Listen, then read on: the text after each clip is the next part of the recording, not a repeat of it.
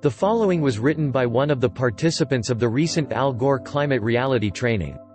It inspires. I was struggling to figure out my exact reasoning for being at the climate training. Was it my Harvard Sustainability Master's program? Was it my 20 years as a solar professional? Was it my 3 darling girls at home? Or possibly my many long years of witnessing the utter irresponsibility and destruction of the earth in everyday activities of my fellow human? Although all of these are powerful motivators, I realized it was none of these. I realized the reason it was so hard to put my finger on it is because it's so obvious. The answer is simple: we feel the need to do something about the destruction of our world because we're human and we care and we feel, in the deepest parts of our being, what is right and wrong. And precipitating a mass extinction because of selfishness and irresponsibility is extremely wrong. I could tell you that I am a firefighter and have seen the intensity of a firestorm from the inside, because I have. I can tell you that I grew up poor and worked to rise above the challenges inherent in a community with limited opportunity, because I did. But those stories, though they may target limbic reasoning, are a distraction to an important reality, that we as humans don't need a story to tell why we're interested in saving the earth. We need a story to tell, an excuse as to why the heck we're not interested in saving the earth. And if you have that story to tell, boy, it better be a good one, because you're in trouble. Every person on this planet should be interested in environmental conservation and preservation by default. That should be the norm.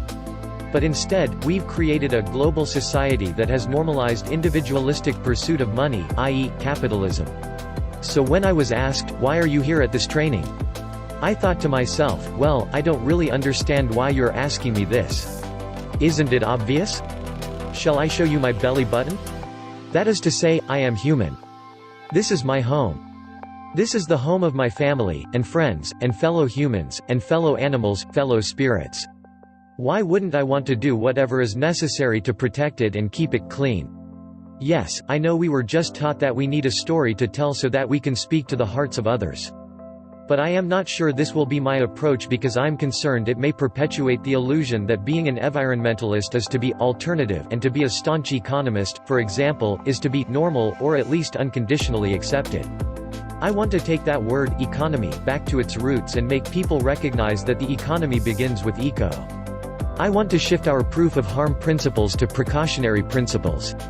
I want to shift our common tragedy scenario to a common cooperation scenario. I don't want to sell my climate warrior story. I want to change the core of our social network. That's what I've been working on through my nonprofit, albeit very slowly, building up community connections, bucking the for-profit, competitive model, celebrating diversity, art, culture, working to protect our natural resources. I don't have the answers, but maybe that's the point of this rant. Maybe we don't need answers. Maybe all we need to do is listen to our inner voice. The one that tells us when we're on the right path and when we should not be doing something. Maybe the solution is a lot closer than we think.